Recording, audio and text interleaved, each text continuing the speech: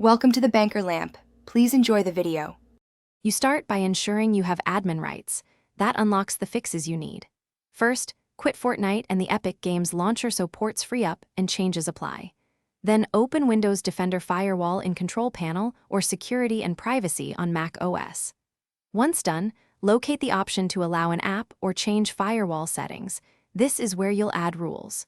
Make sure to keep the launcher closed while you add exceptions to prevent permission conflicts.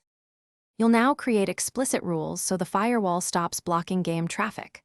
On Windows, click Advanced Settings, create new inbound and outbound rules for the Epic Games launcher. EXE and Fortnite game.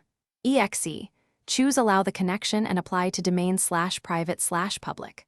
For ports, add TCP and UDP entries like 7777, 5222, 443, 80. Once rules are in place, restart your PC and router so NAT and connection tables refresh, then launch Epic Games and sign in.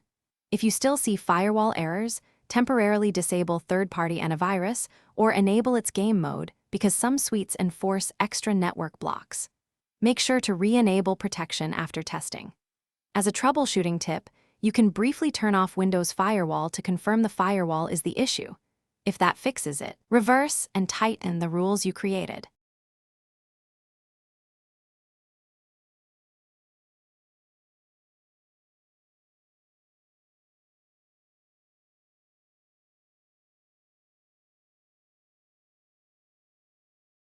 Thanks for watching. If this was helpful, leave a like and consider subscribing. See you next time.